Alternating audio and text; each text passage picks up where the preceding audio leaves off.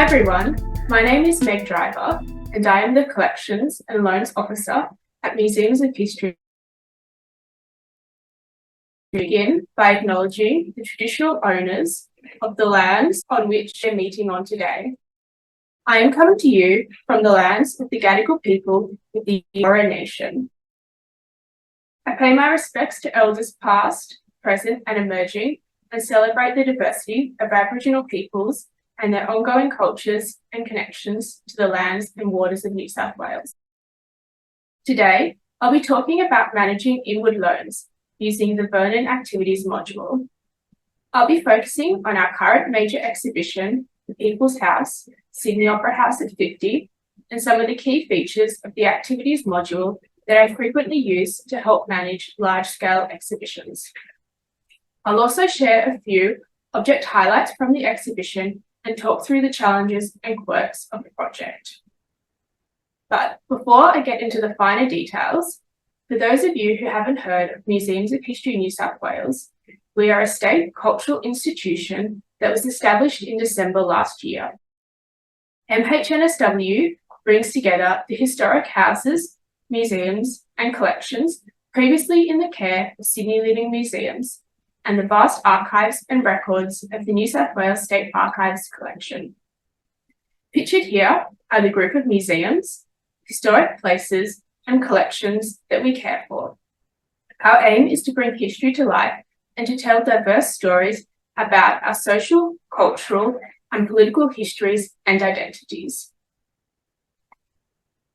The People's Sydney Opera House at 50 exhibition at the Museum of Sydney celebrates 5 decades of the Sydney Opera House. The exhibition focuses on the people who designed and built the Opera House and those who have performed on its stage or worked behind the scenes. The large-scale exhibition consists of costumes, posters and programs, rare archival records, architectural drawings, photographs, and lots more. Like all major exhibitions, there are multiple internal and external stakeholders, and perhaps unsurprisingly, it was put together with a very short lead time. Regular core team meetings only started approximately 5 months before the exhibition opened, and final loan request letters were only being sent out in April, with install due to commence in mid-June. The exhibition was produced by Museums of History New South Wales in partnership with the Sydney Opera House. MHNSW staff had weekly meetings with Sydney Opera House stakeholders to update them on progress and to discuss content, programming and marketing. MHNSW also engaged an external design and technology company called Art Processes, who focused on message, visitor experience, concept design, and interactive and multimedia components. The project was supported by the New South Wales Government through Create New South Wales Blockbuster Funding Initiative, and there was an expectation the exhibition would include loans from all major Sydney, New South Wales governments and cultural institutions. In the end, there were 64 inward loan objects from 14 different lenders, ranging from New South Wales, ACT and Victoria cultural institutions, university archives, private lenders, theatre and opera companies. To manage the forever changing and expanding content list and lenders, it was crucial to use the exhibition concept, exhibition venue, and inward loans windows in the activities module. At the beginning of every exhibition, I always set up an exhibition concept and exhibition venue record. These are great tools to help manage the project. In these screenshots, you can see the records that I set up for the Sydney Opera House exhibition. Each exhibition has its own record where you can find details such as the exhibition title, venue, gallery space, opening and closing dates, and a full list of all the inward loan and collection items in the exhibition. You can also link the inward loans to the activities section of the exhibition venue window. I also use the exhibition venue window to manage exhibition object lists and track changes to exhibition content. As planning for the Sydney Opera House exhibition progressed and our design and curator worked through object placement and layout, it became clear that there wasn't enough space to display everything that we had originally requested. Some objects changed to graphics, while others were deleted altogether. As you can see in the screenshot on the right, a total of 20 objects were deleted off the final object list. When you are juggling an exhibition with multiple lenders, it's worthwhile taking the time to set up features such as quick and procedural reports to automate the management process. I've set up templates for key documents such as inward loan agreements and incoming and outgoing receipts as quick reports. These reports are also linked to the procedural status as procedural reports, so that when I update the loan from inward loan request to loan approved, the inward loan agreement is automatically generated as a Word document. The agreement is populated with data pulled directly from the Vernon record. Here is an example of the loan agreement for the Mornington Island headdress, which is on loan to us from the Gulf Republic Aboriginal Corporation. Similarly, I've linked my receipts so that when the record is updated to loan received, the incoming receipt is auto-generated and return to lender triggers the outgoing receipt. So it wouldn't have been a Sydney Opera House exhibition without borrowing some iconic objects and easily recognisable building materials. One of the star items that we borrowed were 4 acoustic clouds that were previously suspended from the ceiling of the Opera House Concert Hall. Known by Opera House staff and visitors as donuts, they were originally installed in 1994. The donuts have since been replaced and are now housed at their off-site store. A stack of 4 donuts in their custom storage stillage was delivered to us by the lender's logistics team. Of course, once it arrived, we quickly realised that the stillage was too large to fit through our doorways, so they needed to be unpacked in our loading dock and transported one by one on an A-frame trolley, up the lift and into the foyer of the museum. The design vision was to suspend the donuts using their existing fixtures from a steel beam located on the ceiling of the entry foyer to the museum. So, to safely do this, we needed to engage a specialist rigging company. And once installed, everything was to be signed off and certified by an engineer. Naturally, all of this happened after opening hours, so as not to disturb visitors. Another interesting design idea that needed to be carefully navigated was a touch table of building materials borrowed from the Opera House. Amazingly, their buildings operation team are responsible for storing surplus building materials, such as the birch armrests, seat covers, carpet rolls, and even backup tiles for the Opera House sales. The idea was to have a table to display these building materials and that the public could get up close and touch everything. Of course, there wasn't space to display whole rolls of carpet, so we needed to get permission to cut samples. As these items were building materials and not in their collection, it was decided that they wouldn't be included in the loan agreement. However, I still wanted to be able to document what we had received. So I amended our receipt of objects form and included a note about cutting up some of the items and a special condition stating that the depositor is agreeable to the objects being on open display and acknowledging that they will be handled by visitors. A lesser known item that we borrowed from the Sydney Opera House Trust were 11,000 wooden lottery balls used for the Opera House lottery draw. To help fund the building's constructions, Australians could purchase a lottery ticket. The 100,000 tickets cost £5 each and sold out in 26 days, and the winner received £100,000. Installing the balls was a time-consuming process, and they needed to be hand-poured into an acrylic display with only a very narrow opening at the top. In the end, only around 7,000 of the 11,000 balls fitted in the display. A unique section of the exhibition, titled An Opera House in Every Home, is designed to appear like a domestic lounge room. The display includes 50 objects spanning from decorative souvenirs to domestic items and wearables. The bulk of the items were purchased as exhibition props via eBay and Etsy. However, there were a few inward loan items from the Powerhouse collection, including one of my favourites, a pair of sterling silver earrings designed by George Jensen. IKEA furniture acting as object showcases was certainly a first for me in this exhibition. When our designer first told me of their plans to display the objects in IKEA furniture to recreate the feeling of a domestic lounge room, I knew this would be an issue with the lender.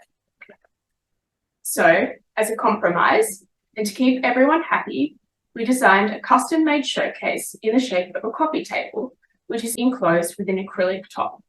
You can see the coffee table in the picture on the top left, and a very patient colleague assembling one of the propped jigsaw puzzles. Two of the very first items identified by our curatorial team for inclusion in the exhibition was a Joan Sutherland costume and a Justine Summers tutu and bodice, which are currently held in the Australian Performing Arts Collection, Arts Centre Melbourne.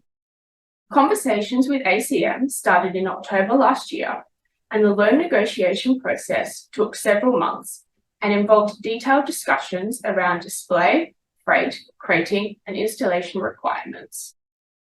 We also needed to borrow two specialist mannequins.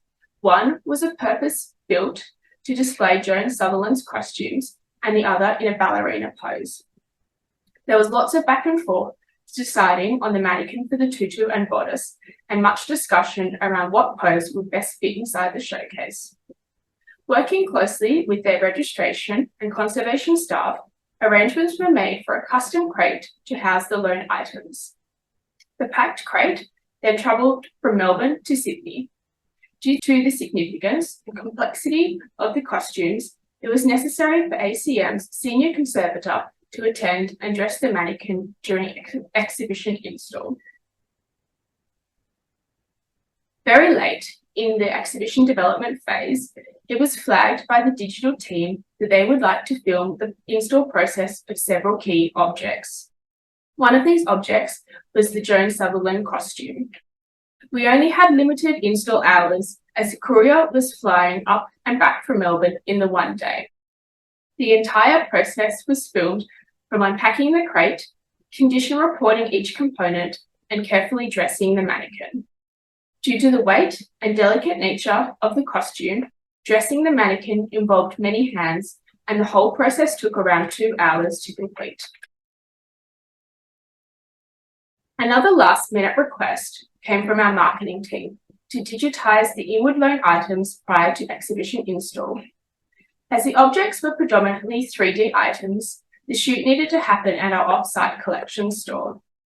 I had a very short lead time and had to renegotiate the loan period start date with 5 different lenders. I also needed to seek permission of the images to be used on our website and social media. Thankfully, all the lenders were happy for the objects to be digitised and collected early, and we got some great shots for our marketing campaign. So I'll end today with a family pic that we took on the final day of install and a few key learnings. Always be willing to think outside of the box. It's important to be flexible and come up with solutions that work on a case-by-case basis. Develop good relationships with your colleagues and lenders. It's all about open and honest communication. And plan for everything as best as you can, but be ready to adapt and make changes when necessary.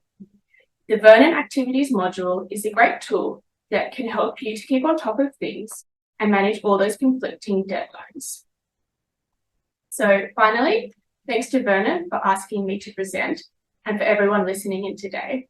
I've included my email address down the bottom in case anyone wants to get in touch later with questions. Thank you. Thank you so much, Meg, for sharing all of that with us. It was so interesting to see behind the scenes, seeing all of your amazing objects in your collection as well. So I'd like to open up to the audience for any questions that you might have for Meg. So please just post that in the chat or just unmute yourself and feel free to speak up. I'd like to start by asking you, what do you think has been the most useful aspect of the activities module in supporting your work? I think for me, it was really taking the time to set up all the quick reports. Although that was also the most challenging part, because it took lots of trial and error, kind of getting them up and running. Once they're all connected, it saves so much time. And it's really great to just be able to generate the loan agreement and receipts directly from the inward loans module. So that's using word merge reports? Yeah, that's correct. And is that, are those reports automatically generated through the procedural status? Yeah, so I've got them linked up now. So when I update the procedural status of the loan, it automatically generates whatever report kind of links in with that step. And what has been the most challenging part of using the activities module, or do you think that there's something a bit difficult that could be improved since you're using it a lot? You might experience that. I think for me, it was just that initial stage of setting up the word merges. It was something that I'd used before in a previous job and it was already set up. So I knew that it kind of existed and what we could do, but it hadn't been set up in my current position. So it took me quite a lot of trial and error, kind of getting all the formatting right and working out which fields or the information would pull from. So I sort of had to really persevere with that, but it was such a great feeling once I got it right. And I'm really glad that I've done it now. Awesome. Worthwhile activity. So I've got a couple of questions in the chat. So from Waikato Museum, was the exhibition written content linked to Vernon, e.g. the exhibition label? No, that's all managed separately by a different team. Sadly, I'm the only person in kind of the exhibitions team that uses Vernon, and then everything else is sort of mainly on SharePoint, and everybody has their own sort of systems. Yeah. It would be great to see more people use it, but at the moment, just me. A question from Cheryl. Looks like a great exhibition. What do you do with the object records in Vernon once the loan items are returned? So once they're returned, obviously I update all the locations to external and then back to the lender. And then we've got a procedural status in the object file that says loan completed. So you can kind of clearly see that it's all closed off. A question from Paul. Great formatting in your pre-built Word mail merge reports. Embedding static content like terms and conditions and organization logos is one of the real strengths of Word merge reports. So just a tip there from Paul. Question from Shay. Hi Meg, did you also use the transport activity and was it successful? I haven't implemented the use of it here yet. In my previous position, we used it a lot and I found it really helpful. So definitely something that can be improved on in the future. Yeah. A question from Deb. Can the activities module split your exhibition objects up into areas? E.g., if you have, if an exhibition has several rooms, do you have separate concept entries or can you just have one but split them up within it somehow?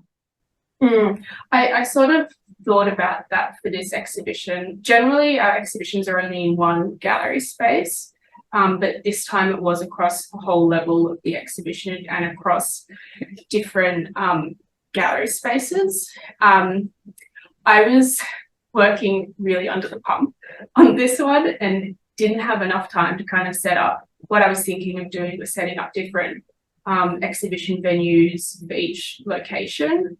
But in the end, I decided it would be more worthwhile to just have one record so that I could see all the objects in kind of the one place.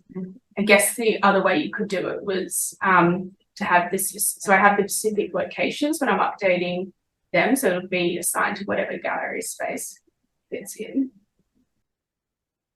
And do you have any words of advice for people who haven't started using the activities module or they're just starting to use it? Things that you would, looking back, you'd think, make sure you do this or think about this. I think just firstly, give it a go. I always find that Vernon's really intuitive to use, and that never be afraid to reach out and ask for help from other colleagues or institutions or Vernon. They're always very helpful. One of the things that I found useful when I was sort of setting it up was that I created demo records, so that I could just play around with them, kind of get it all right, see how everything linked, and then I could delete them once I was finished and then I was sort of ready to use it on the real records.